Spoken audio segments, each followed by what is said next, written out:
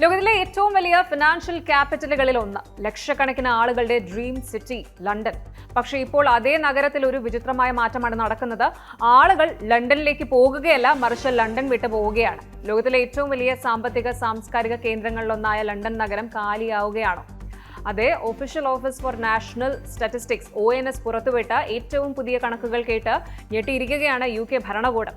1988 ശേഷം, അഥവാ കോവിഡ് മഹാമാരിക്ക് ശേഷം ആദ്യമായിട്ട് ലണ്ടനിലെ ജനസംഖ്യയിൽ വലിയൊരു ഇടിവ് രേഖപ്പെടുത്തിയിരിക്കുന്നു. ഒറ്റ വർഷത്തിനുള്ളിൽ 4 ലക്ഷത്തിലധികം ആളുകളാണ് ലണ്ടൻ നഗരം ഉപേക്ഷിച്ച് UKയുടെ മറ്റ് ഭാഗങ്ങളിലേക്ക് ചേക്കേറിയത്. ലണ്ടൻ എന്ന ഡ്രീം സിറ്റിയെ ഉപേക്ഷിച്ച ആളുകൾ എന്തിനാണ് കൂട്ടത്തോടെ ഓടുന്നത്? പ്രവാസികളെയും വിദ്യാർത്ഥികളെയും ഇത് എങ്ങനെ ബാധിക്കും? ഇതിന് പിന്നിലെ യഥാർത്ഥ കാരണങ്ങളും അന്താരാഷ്ട്ര കുടിയേറ്റ നിയമങ്ങളിലെ മാറ്റങ്ങളും എന്തൊക്കെയാണ് പരിശോധിക്കാം.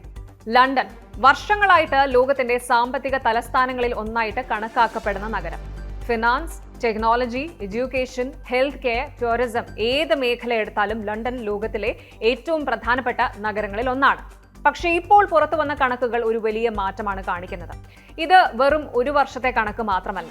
കഴിഞ്ഞ കുറച്ച് വർഷങ്ങളായി ലണ്ടന്റെ വളർച്ചയുടെ വേഗം കുറഞ്ഞു വരികയായിരുന്നു. ഇപ്പോൾ ആദ്യമായിട്ടാണ് നേരിട്ടുള്ള പോപ്പുലേഷൻ ഡിക്ലൈൻ രേഖപ്പെടുത്തുന്നത്. ഇത് പ്ലാനേഴ്സിനെയും ഇക്കണോമിസ്റ്റിനെയും പോളിസി മേക്കേഴ്സിനെയും ഒക്കെ ഒരുപോലെ ആശങ്കപ്പെടുത്തുകയാണ്.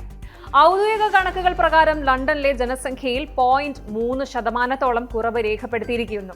അതായത് കഴിഞ്ഞ വർഷം 91.5 ലക്ഷത്തിലധികം ഉണ്ടായിരുന്ന ജനസംഖ്യ ഒറ്റയടിക്ക് 91.2 ലക്ഷത്തിലേക്ക് താഴ്ന്നു. കഴിഞ്ഞ ഒരു വർഷത്തിനിടെ 4,20,492 ആളുകൾ ലണ്ടൻ വിട്ടു പോയപ്പോൾ UKയുടെ മറ്റു ഭാഗങ്ങളിൽ നിന്ന് ലണ്ടനിലേക്ക് എത്തിയത് വെറും 2,88,531 പേർ മാത്രമാണ്. ഇംഗ്ലണ്ടിലെ മറ്റെല്ലാ മേഖലകളിലും ജനസംഖ്യാ വളർച്ച രേഖപ്പെടുത്തിയപ്പോൾ ലണ്ടനിൽ മാത്രം ഇത് മൈനസിലേക്ക് പോയി. കാംഡൻ, വെസ്റ്റ്മിനിസ്റ്റർ, സൗത്ത് വാക്ക്, ന്യൂഹാം തുടങ്ങിയ പ്രധാന ലണ്ടൻ ഏരിയകളിലാണ് ജനങ്ങൾ കൂട്ടത്തോടെ ഒഴിഞ്ഞു പോകുന്നത്. ഇത്രയും വലിയൊരു ജനസംഖ്യാ തകർച്ചയ്ക്ക് കാരണം ഒരൊറ്റ കാര്യമല്ല, മറിച്ച് പല വിധത്തിലുള്ള സാമ്പത്തിക സാമൂഹിക ഘടകങ്ങളാണ്. ഒന്ന്, അനിയന്ത്രിതമായിട്ടുള്ള വാടകയും ജീവിത ചെലവും, cost of living and housing crisis. ലണ്ടനിലെ വീട്ടുവാടകയും പ്രോപ്പർട്ടി വിലയും സാധാരണക്കാർക്ക് താങ്ങാൻ കഴിയാത്ത വിധം കുതിച്ചുയർന്നു. വരുമാനത്തിന്റെ വലിയൊരു പങ്ക് വാടകയായിട്ട് കൊടുക്കേണ്ടി വരുന്നതോടെ മെച്ചപ്പെട്ട ജീവിത നിലവാരം, ക്വാളിറ്റി ഓഫ് ലൈഫ് തേടി ആളുകൾ ലണ്ടന്റെ സബർബൻ മേഖലകളിലേക്കും മറ്റ് ചെറുപട്ടണങ്ങളിലേക്കും മാറുകയാണ്. രണ്ടാമത്തേത് വർക്ക് ഫ്രം ഹോം ഒരു കൾച്ചറാണ്. പോസ്റ്റ് കോവിഡ് കാലത്ത് കമ്പനികൾ ഹൈബ്രിഡ് വർക്ക് ഫ്രം ഹോം രീതികൾ പ്രോത്സാഹിപ്പിച്ചതോടെ ദിവസേന ലണ്ടനിലെ ഓഫീസുകളിൽ പോയി ജോലി ചെയ്യേണ്ട ആവശ്യം ഇല്ലാണ്ടായി. കുറഞ്ഞ വാടകയിൽ വലിയ വീടുകൾ കിട്ടുന്ന കമ്മ്യൂട്ടർ ബെൽറ്റുകളിലേക്ക് ആളുകൾ മാറാൻ തുടങ്ങി. 3, കുത്തനെ ഇടിഞ്ഞ ജനന നിരക്ക്, ഫാളിംഗ് ബർത്ത് റേറ്റ്സ്. ലണ്ടനിൽ മരണത്തെക്കാൾ കൂടുതൽ ജനനങ്ങൾ നടക്കുന്നുണ്ടെങ്കിലും പോസിറ്റീവ് നാച്ചുറൽ ചേഞ്ച്. മുൻ വർഷങ്ങളെ അപേക്ഷിച്ച് ജനന നിരക്ക് ഗണ്യമായിട്ട് കുറഞ്ഞു. കുട്ടികളെ വളർത്താനുള്ള അമിതമായ ചെലവ് കാരണം പല ചെറുപ്പക്കാരും കുടുംബം തുടങ്ങുന്നത് നീട്ടിവെക്കുകയോ നഗരം വിടുകയോ ഒക്കെ ചെയ്യുന്നുണ്ട്. ഇതിന്റെ ഫലമായിട്ട് ലണ്ടനിലെ പകുതിയോളം പ്രൈമറി സ്കൂളുകളിൽ കുട്ടികളുടെ എണ്ണം തികയാതെ ക്ലാസുകൾ പൂട്ടേണ്ട അവസ്ഥയിലാണ്. എന്നാൽ ഇതിനെല്ലാം പുറമെ ഏറ്റവും പ്രധാനപ്പെട്ട മറ്റൊരു കാരണം UK സർക്കാരിന്റെ കർശനമായിട്ടുള്ള ഇമിഗ്രേഷൻ പോളിസികളാണ്. മുൻ വർഷങ്ങളിൽ ലണ്ടനിൽ നിന്ന് പ്രാദേശിക ആളുകൾ പുറത്തു പോയാലും വിദേശത്ത് നിന്ന് വരുന്ന വിദ്യാർത്ഥികളും പ്രൊഫഷണലുകളും ആ ഒരു വിടവ് നികത്താറുണ്ടായിരുന്നു. എന്നാൽ കഴിഞ്ഞ വർഷങ്ങളിൽ UK സർക്കാർ കൊണ്ടുവന്ന കടുത്ത വിസ നിയന്ത്രണങ്ങൾ കാര്യങ്ങളാകെ മാറ്റിമറിച്ചു. സ്റ്റുഡന്റ് വിസയിലും സ്കിൽഡ് വർക്കർ വിസയിലും വരുന്നവർക്ക് ഫാമിലി ഡിപ്പെൻഡൻസിനെ കൊണ്ടുവരുന്നതിൽ വലിയ നിയന്ത്രണങ്ങൾ ഏർപ്പെടുത്തി. അതുപോലെ സ്കിൽഡ് വർക്കർ വിസയ്ക്കുള്ള മിനിമം സാലറി ത്രെഷോൾഡ് ഉയർത്തി. ഇതിന്റെ ഫലമായിട്ട് 2023 വിദേശത്ത് നിന്നുള്ള ആ ഒരു അറ്റകുടിയേറ്റം, നെറ്റ് ഇന്റർനാഷണൽ മൈഗ്രേഷൻ 2,30,500 ആയിരുന്നത് 2025-26 കാലയളവിൽ വെറും 52,000 കുത്തനെ ഇടിഞ്ഞു. അതായത് വിദേശ കുടിയേറ്റക്കാരുടെ എണ്ണം 75% കുറഞ്ഞു. ലണ്ടനിലേക്ക് പുതുതായിട്ട് ആരും വരാതാവുകയും ഉള്ളവർ പോവുകയും ചെയ്തതോടെ നഗരം ചുരുങ്ങാൻ തുടങ്ങി.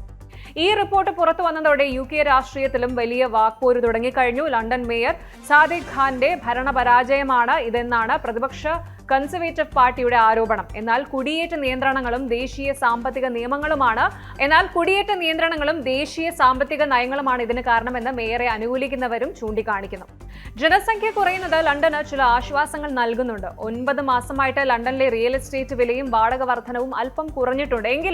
എങ്കിലും നികുതി വരുമാനത്തിലുണ്ടാകുന്ന ഇടിവും ടാക്സി, ഹോസ്പിറ്റാലിറ്റി, കെയർ ഹോം മേഖലകളിലെ തൊഴിലാളികളുടെ ക്ഷാമവും വരും നാളുകളിൽ ലണ്ടൻ സാമ്പത്തിക വ്യവസ്ഥയ്ക്ക് വലിയ വെല്ലുവിളിയാകും.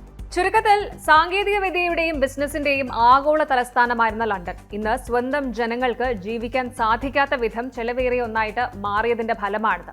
ഈ ഒരു പ്രവണത തുടർന്നാൽ ലണ്ടൻ ഒരു ഗോസ്റ്റ് സിറ്റി, പ്രേത നഗരമാകുമോ, അതോ UK സർക്കാർ വിസ പോളിസിക്കും അതുപോലെ ഹൗസിംഗ് മേഖലയിലും മാറ്റങ്ങൾ കൊണ്ടുവരുമോ?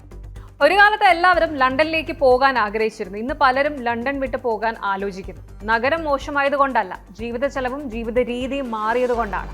അതുകൊണ്ട് ലണ്ടന്റെ ഈ ഒരു ജനസംഖ്യാ മാറ്റം ഒരു നഗരത്തിന്റെ കഥ മാത്രമല്ല, ഭാവിയിലെ ലോക നഗരങ്ങൾ എങ്ങനെയായിരിക്കും എന്നതിന്റെ സൂചന കൂടിയാണ്.